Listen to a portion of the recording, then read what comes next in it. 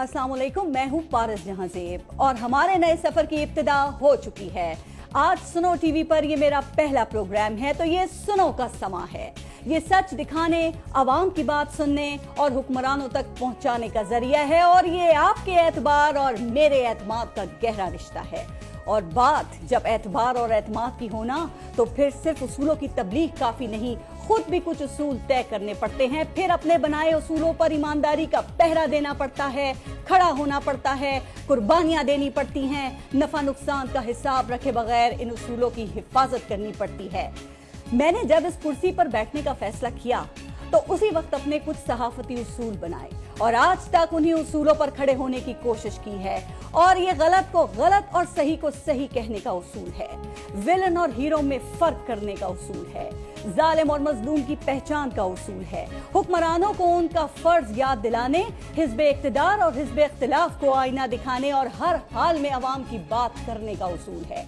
महंगाई, बेरोजगारी और गुर्बत की लकीर के नजदीक रेंगते इंसानों की आवाज बनने का उसूल है।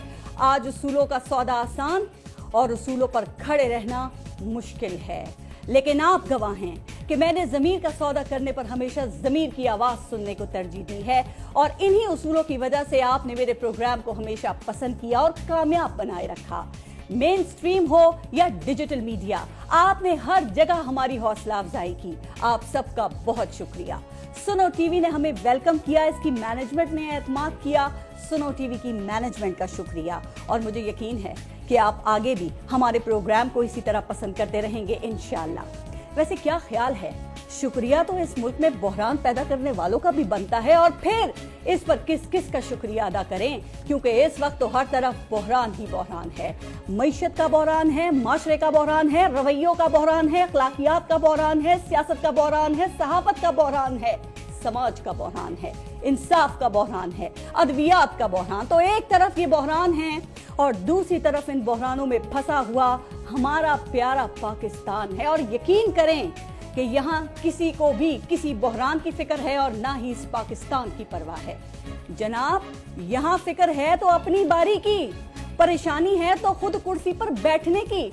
यहाँ किसी को फौरी इक़्तिदार चाहिए तो किसी को अपने मुकदमात का खात्मा, किसी को अफरा तफरी की ख्वाहिश है और किसी को अपनी जेबें भरने की जल्दी, किसी को डिफॉल्ट से बचाने का क्रेडिट चाहिए और किसी को डिफॉल्ट का इंतजार है, किसी के लिए तोशा खाना ही सियासत का खजाना है और किसी के लिए मुसीबत की घड़ी, किसी को असेंबलियां चलाने की ख्वाहिश है तो किसी को असेंबलियां तोड़ने की जल्दी। यानी कि यहाँ पर हर कोई अफलातून है, हर कोई कहता है कि उसके पास तमाम मसाइल का हल है। यहाँ दूसरों का काम सबको आता है, अगर नहीं आता तो अपना काम नहीं आता।